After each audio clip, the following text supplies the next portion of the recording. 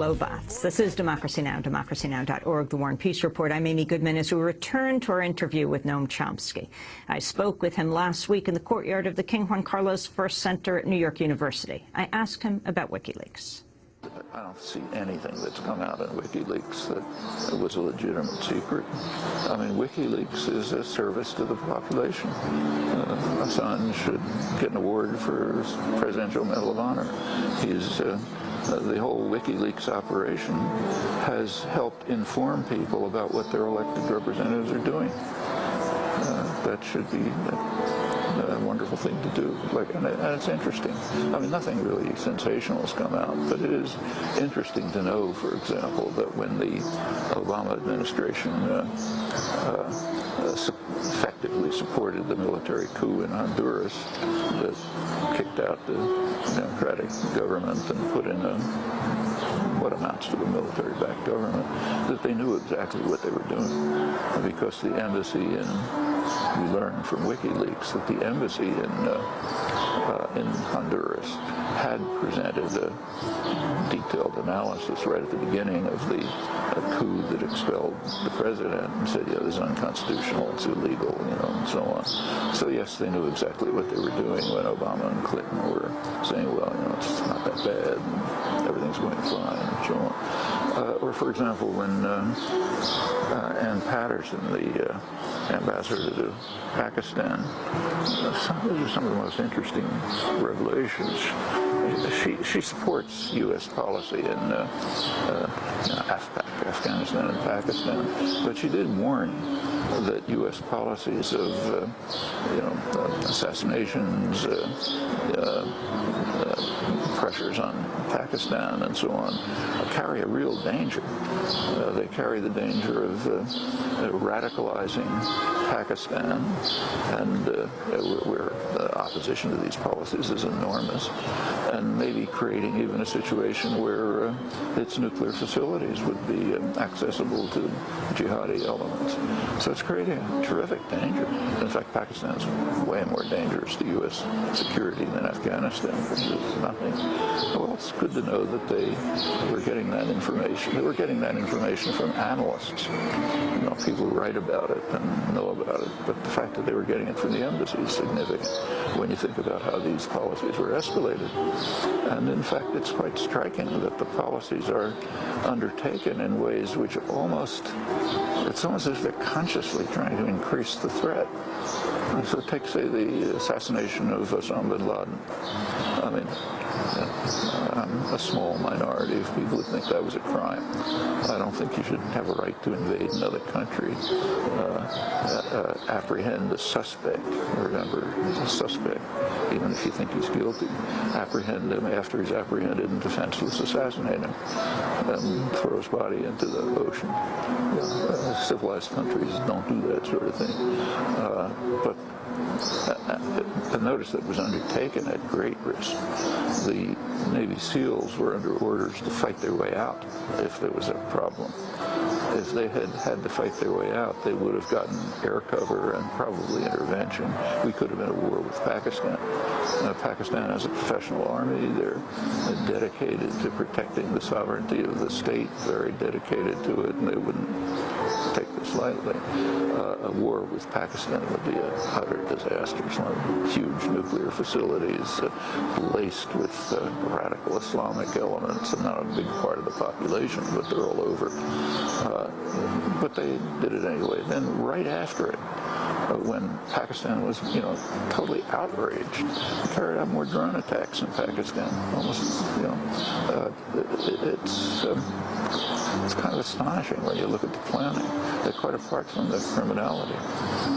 What do you think of the U.S. increased reliance, President Obama increasingly using drones to attack people in Pakistan and Afghanistan, Yemen, Somalia, and beyond?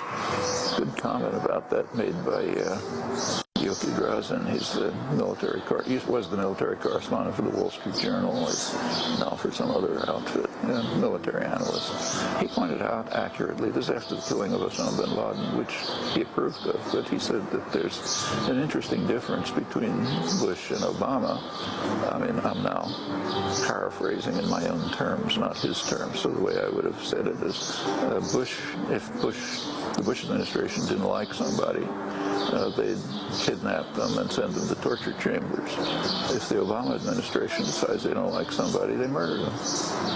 It's, so you don't have to have torture chambers all over. Actually, that tells us something else. Just take a look at the first Guantanamo detainee to go to trial under Obama. Trial means military commission, whatever that is. The first one was a very interesting case and tells us a lot. The first one was Omar Khader. What was his crime? His crime was that when he was 15 years old, he tried to defend his village against an attack by U.S. forces in Afghanistan. So that's the crime, therefore he's a terrorist. So he was sent to Bagram and to Guantanamo, 8 years in these torture chambers. And then he came up for trial under Obama, and he was given a choice. You can plead not guilty and stay in Guantanamo for the rest of your life, or you can plead guilty and get another 8 years. So his lawyers advised him to plead guilty. Well, that's justice under our constitutional law president for a 15-year-old kid defending his village against an attacking army. And there was nothing said. The worst part is there's nothing said about it. Actually, the same is true of the al-Awlaki killing. This American cleric in Yemen who was killed by drones. He was killed. The guy next to him was killed shortly after his son was killed. There was a little talk about the fact that he was an American citizen. He shouldn't just murder American citizens. But the New York Times headline, for example, when he was killed, said something like, West celebrates death of radical cleric. Well, first of all, it wasn't death, it was murder. And the West celebrates the murder of a suspect. He's a suspect, after all. There was something done almost 800 years ago called the Magna Carta, which is the foundation of Anglo-American law, that says that no one shall be subjected to a violation of rights without due process of law and a fair and speedy trial. It doesn't say if you think somebody's a suspect, you should kill him. Do you think the media has improved at all as you assess it over these decades right now? I think it's better than it was. I'm not a great fan of the media, but I think if you compare them to, say, the 50s and 60s, it's considerably improved. Because there's competition and because people have access to other information, it puts pressure on the establishment media? I don't think so. In fact, it's more monopolized than it was then. I think it's because the country's changed. It's a much more civilized country than it was.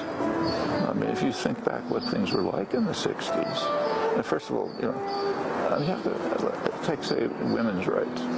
I mean, throughout American history, up till quite recently, under law, women were basically property. They were the property of their fathers and their husbands.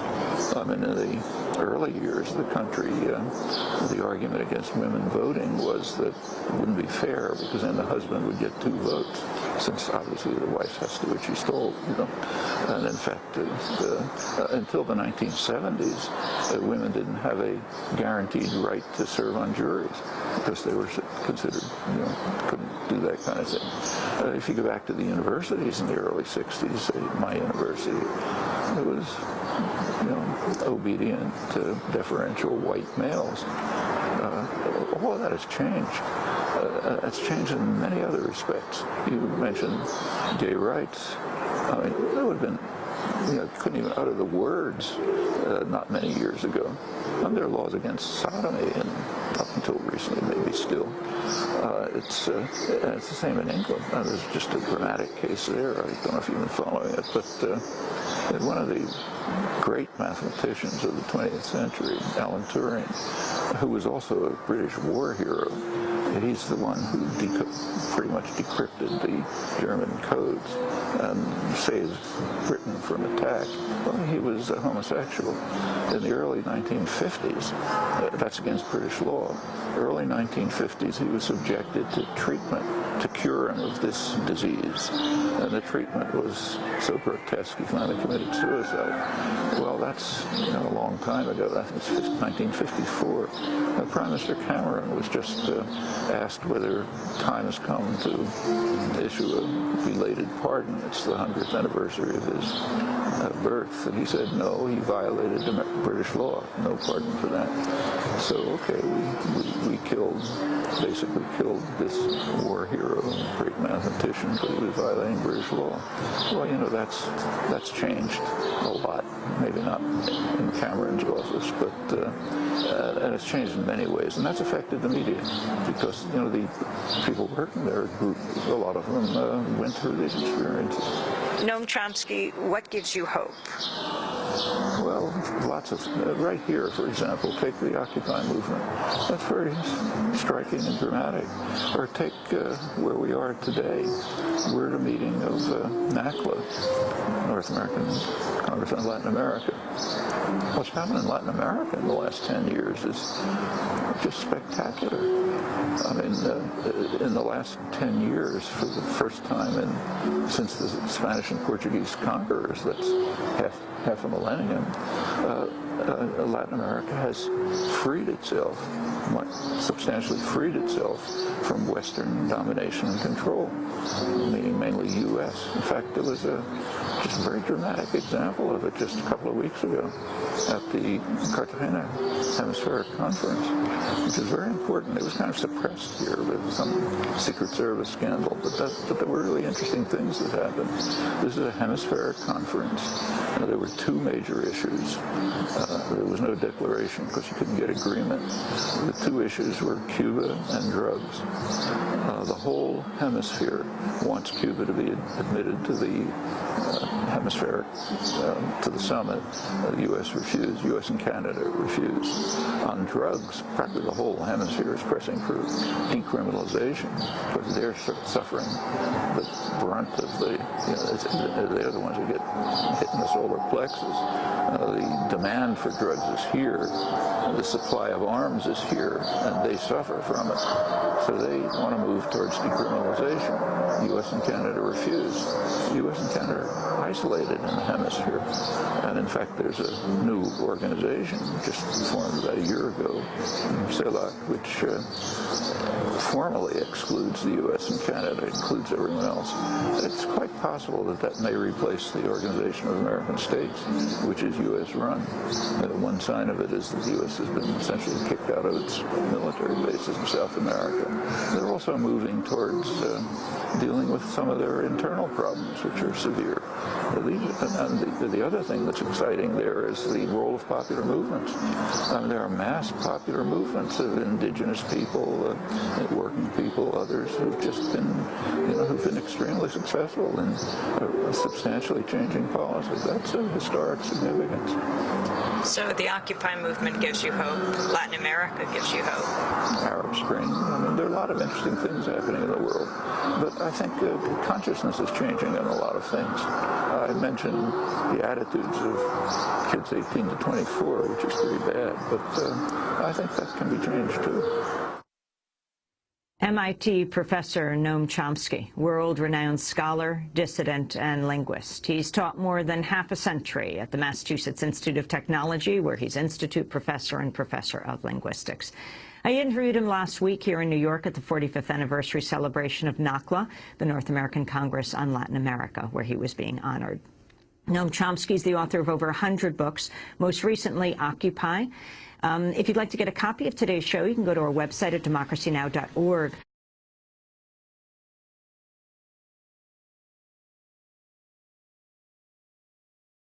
It's not that bad. Everything's going fine and so on. Or, for example, when Ann Patterson, the ambassador to Pakistan, those are some of the most interesting revelations. She supports U.S. policy in Afghanistan and Pakistan, but she did warn that U.S. policies of, assassinations. Blowbaths. This is Democracy Now!, democracynow.org, The War and Peace Report. I'm Amy Goodman as we return to our interview with Noam Chomsky. I spoke with him last week in the courtyard of the King Juan Carlos I Center at New York University. I asked him about WikiLeaks. I don't see anything that's come out in WikiLeaks that was a legitimate secret. I mean, WikiLeaks is a service to the population. Assange should get an award for Presidential Medal of Honor. He's been put in what amounts to a military-backed government, that they knew exactly what they were doing. Because the embassy we learned from WikiLeaks that the embassy in Honduras had presented a detailed analysis right at the beginning of the coup that expelled the president and said, yeah, this is unconstitutional, it's illegal, and so on. So yes, they knew exactly what they were doing when Obama and Clinton were saying, well, the whole WikiLeaks operation has helped inform people about what their elected representatives are doing. That should be a wonderful thing to do, and it's interesting. I mean, nothing really sensational has come out, but it is interesting to know, for example, that when the Obama administration effectively supported the military coup in Honduras that kicked out the democratic government, pressures on Pakistan and so on, carry a real danger.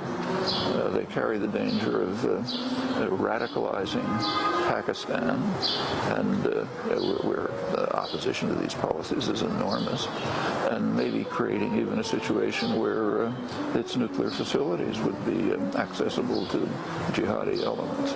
So it's creating a terrific danger. In fact, Pakistan's